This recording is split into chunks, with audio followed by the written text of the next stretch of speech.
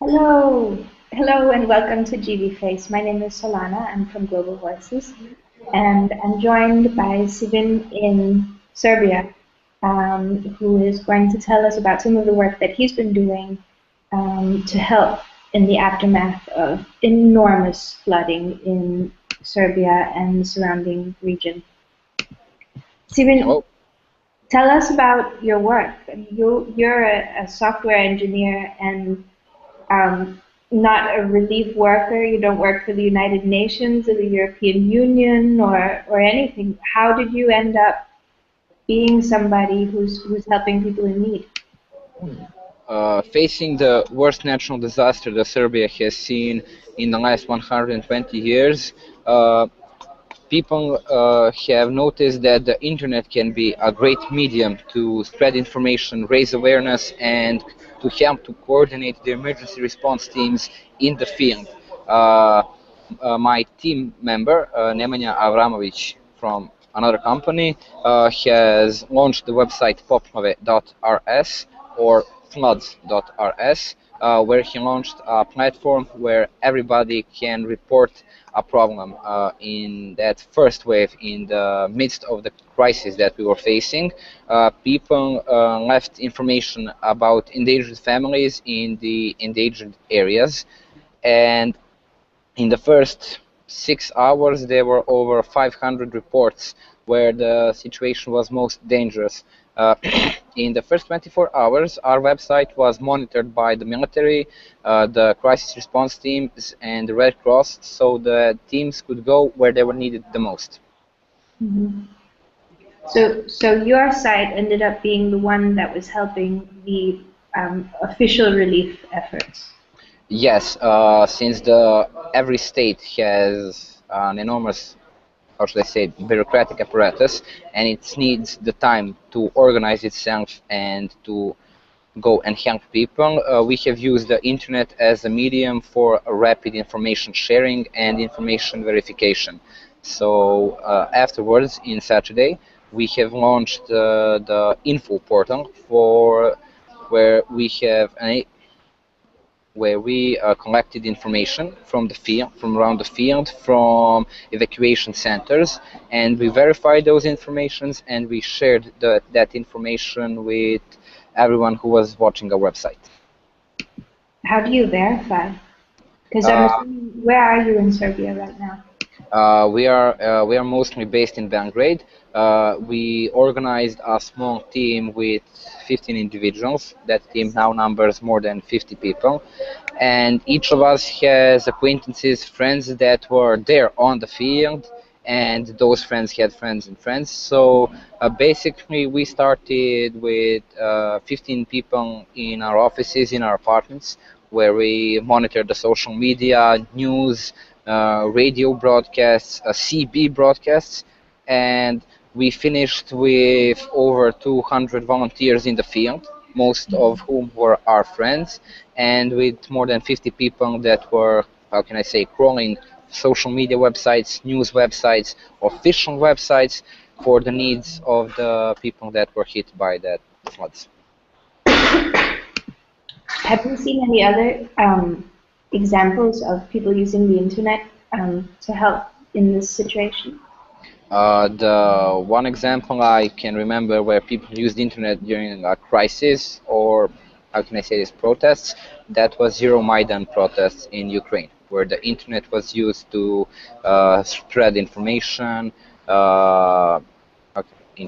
and to cooperate to better organize those protests. And to alert. So is that something that you found inspiring? I was actually thinking more of other examples right now in Serbia of people doing things. Uh, Interesting that you brought up a protest movement, use of the internet for um, as an inspiration for a disaster moment. It was pretty, how can I say it, our team, the core of the team is pretty ragtag based. We first met each other in real life just a few days ago. We mostly knew each other from the internet, and it basically started as a call to action. We saw that we were hit with a disaster, and we just how can I say this? People knew that the internet was a great medium to help spread the information and to coordinate better. Mhm. Have you felt any support or any praise from local governments or any authorities supporting what you guys are doing? Uh, we uh, we received much praise from the citizens, from those in need, and from the volunteers, since we are basically a public service.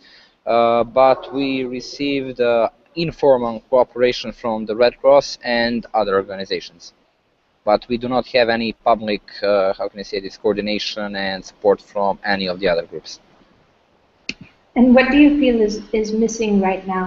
What can people do who are watching? What can they do to help right now? People of the world can help us raise, how can I say this, resources for the people hit by the floods. And when I say resources, I don't think money. I'm thinking about food, water, medical supplies, uh, psychologists, good psychologists, and of course, we could use in the future analysts to help figure out what went wrong.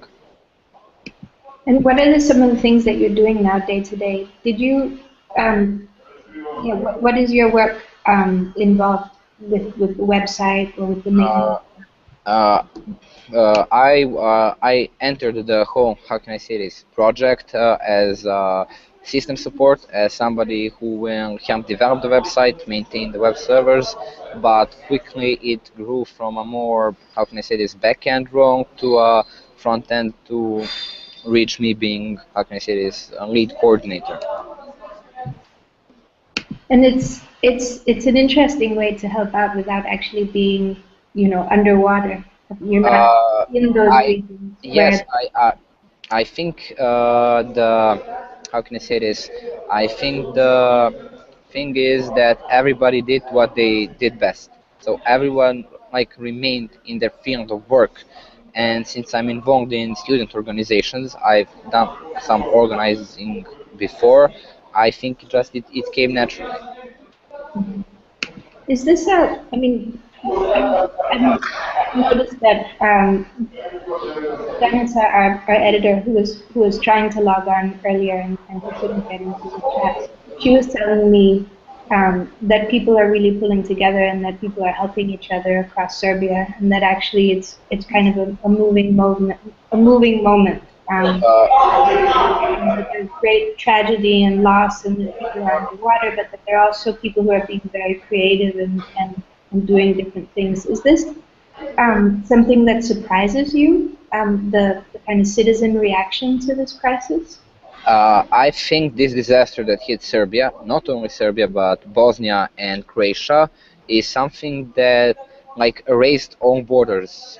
It broke through all national borders, that broke through religion, race, ethnic orientation, and it just broke through everything. And the response that comes from the ordinary citizens that are not involved in any non-governmental organizations or do not have any affiliation whatsoever is enormous, is literally overwhelming. We have been contacted by over 150 people, I think, that just contacted us and said, we want to help, what can we do?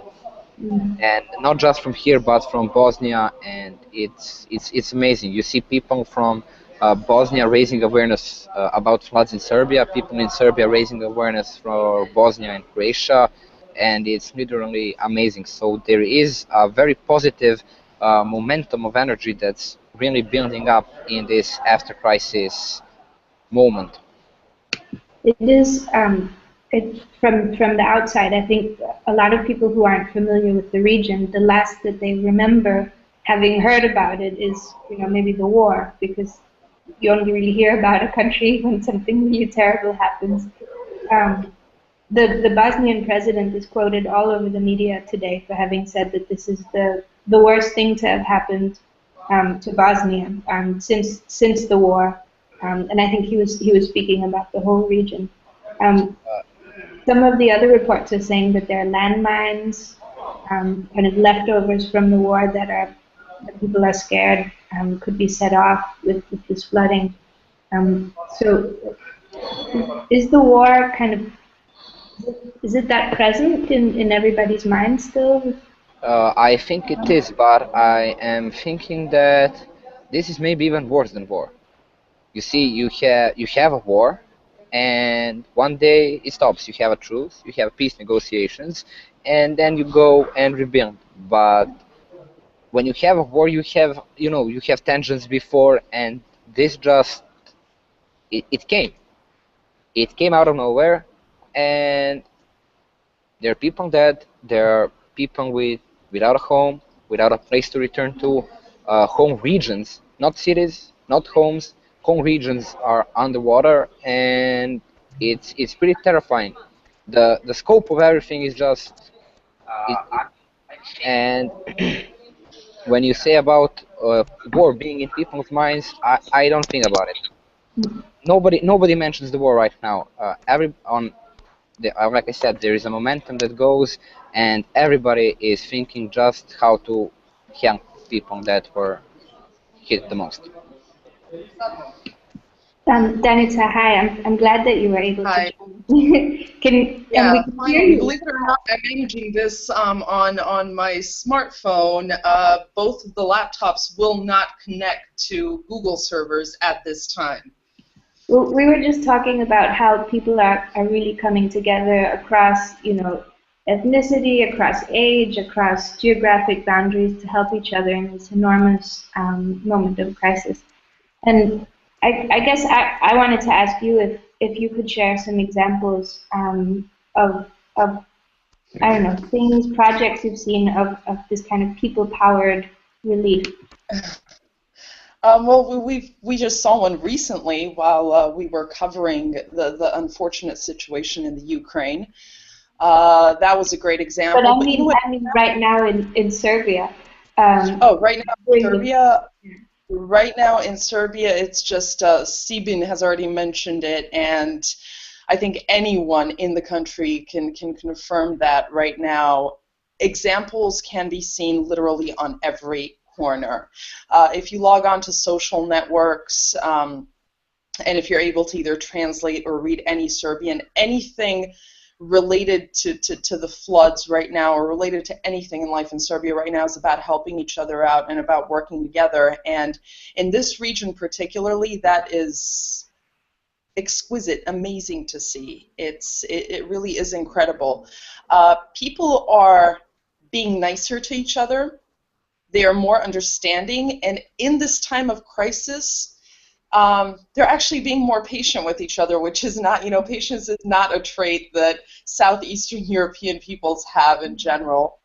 Um, it's just, I think there's this mass joint understanding, unspoken understanding that we do have to pull through this together. The international community here has also joined in. You mentioned, transgressing boundaries and ethnicities and all of that, and just anyone who is in Serbia or Bosnia or Croatia or any of the affected regions right now. I mean, this thing goes all the way up to Poland. All right, Bulgaria was affected by this as well. And I don't know what it's like over there, but everyone in this region is just, there's a joint mentality that we do have to get through it together. Mm-hmm. And in terms of like internet type projects that you've seen, any citizen media projects, are there any other examples that you can think of? We mentioned this today, Sibin and I, when we were at a media center in Belgrade. We had a little press conference today. There are a lot of projects, some of them better organized, some of them worse. But everybody kind of took to social networks and tried to stay informed. I guess that's the 21st century reaction to whether natural disaster or whatever kind of crisis is taking to social networks and trying to stay, on top of things, trying to figure out what's going to happen next.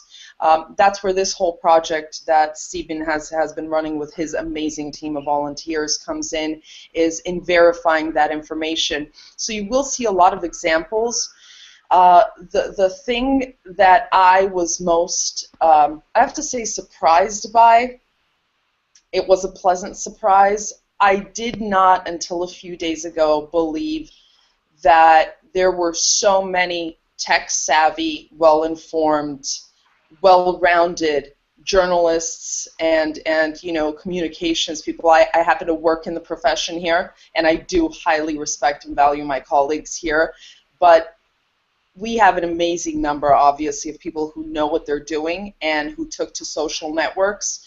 And media have pretty much turned to the people and to social networks and to online hubs like Peoplepowered.rs to pull information from them, hopefully verifying it along the way. But it kind of, all of a sudden, this system was just immediately implemented, and you have the three sectors, the government sector in the sense of the military and the police, then you have the tech and, let's call it, I don't know, the private sector, the people sector, whatever you want to call it. You have them working, gathering information, and the media and NGOs. And suddenly you see these three sectors just somehow working together. It would be great to eventually, when all this is over, hopefully soon, do a very interesting case study on the subject. You mentioned when we were talking the other day that there had been rumors about social media being shut down in some areas because of rumor mongering, and did that go away, or is that still a threat? Well, that for now has gone away, but we're talking about the past 24 hours.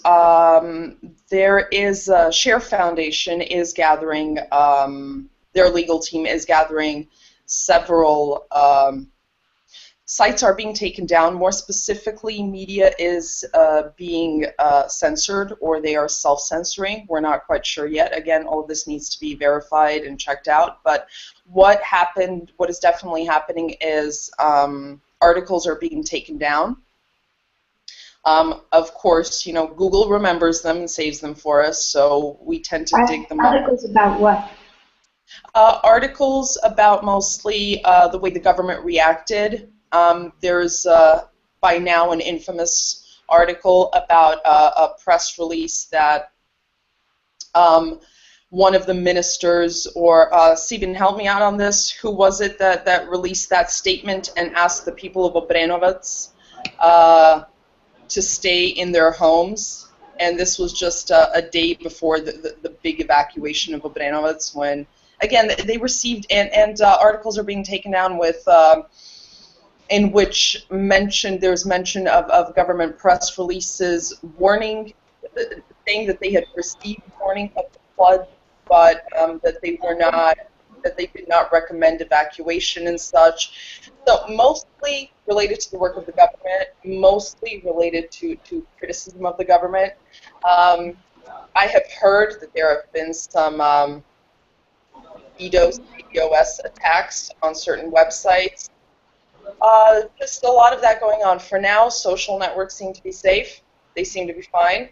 I don't really honestly see in this region and the way that we have servers and everything set up how they could just take social networks down entirely.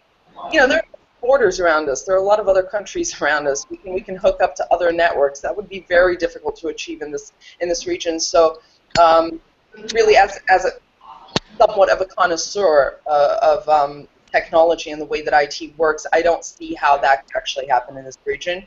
But there have been warnings. There have been warnings to media. Again, all of it unofficial, off the record. But there are those gathering proof on the topic. So let me ask Sibin. After the, what's your information related to electricity and people's access? I mean, people's ability to actually access a website or information. I did not understand that part about electricity. Is electricity has electricity been shut off in large parts of the country? No. No. Okay. No. There have been no blackouts.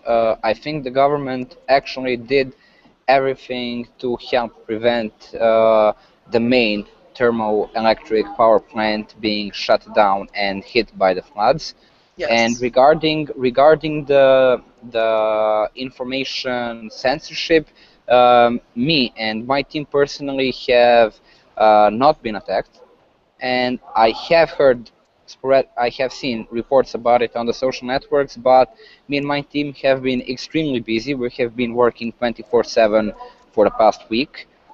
Actually, last night was the first night that we took some time off to get a little sleep, and we have not had the time to pay attention to it a little better because we were 24/7 in contact with the people on the field, with the volunteers, and just I do not have concrete verified information to give you on this from my part. All right, Solana, if I may, on the matter of electricity, government forces did react appropriately in that case, perhaps a tad late, but the most important, there were 2 or 3 electrical plants that were most important to safeguard in this whole situation. They have been safeguarded. I think Kolubara produces about, 40% of Serbia's electricity. Or is it the other way around? Obrenovac does. Anyway, they did safeguard that. In the near future, what we will have to do here in Serbia is watch our electrical spending. We will have to make sure that we save this summer to make sure, because those plants have been damaged somewhat. Huge thanks to the people actually working at these power plants and running them. Some of them were shut down for just a couple of hours, and we're back up and running with the floods happening, with the rivers rising. So an amazing job on their part. And as Sibin said, there has not been one blackout that we know of. Probably yet the affected areas where people have had to move out of their homes, but the people, workers on the ground, and volunteers have just done an amazing job to keep that working. If I may, Karen, there were some blackouts in the affected areas because electricity and water do not mix, and in that situation where you have to use a lot more power to do some things, the global spending of the electricity just rises in these types of situations because you have some things running 24/7, and actually they had to cut off some power, but it was restored as soon as it was safe for the whole electric network. So if you're trying to relate censorship with blackouts as in a way to discourage internet usage and things like that, there were no such things as that we are aware of. Yeah, internet usage seems to be fine, except for the fact that the internet connections are really overloaded right now, which is completely understandable. Everyone who needs to be or who has to be online is online right now. But no, in that sense, I have not heard of any even threats of internet blackouts or anything of the sort.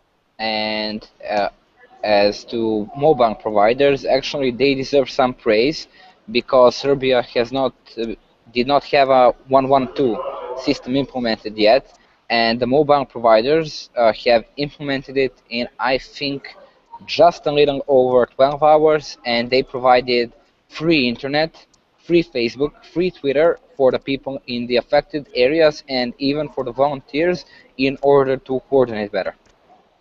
Wow. So if you're thinking about global censorship, no, there was not a such thing. Again, the way things are set up here, it's not like in some other countries where that's a possibility. I really honestly don't see the technical possibility of the internet or social networks being completely shut down in this country. It's enough to live in a town near the border with Bosnia or whichever country, and you catch their network. It just doesn't make any sense. Then I asked Steven earlier what he thought to people from the outside who want to help. What do you suggest that they should do? Danica is maybe better to speak on that matter. Mm-hmm. What I would suggest, people from other countries, First of all, and I think Sibin will agree, I think you could say this just as well as I can, don't trust just any information out there. Rumors tend to spread very quickly. Please follow verified sites, verified information. Mainstream media, global mainstream media has not picked up very much on this. There are a few op-eds out there, but you know, let's stick to the facts right now. In any crisis, in any dangerous situation, and this still is a dangerous situation, you need to get the facts straight first. So, you know, please rely on trusted sources for your information.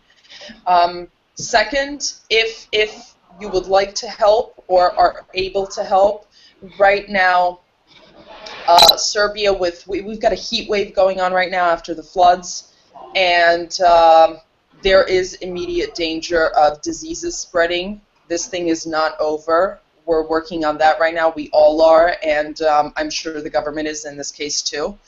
We don't need an epidemic on our hands.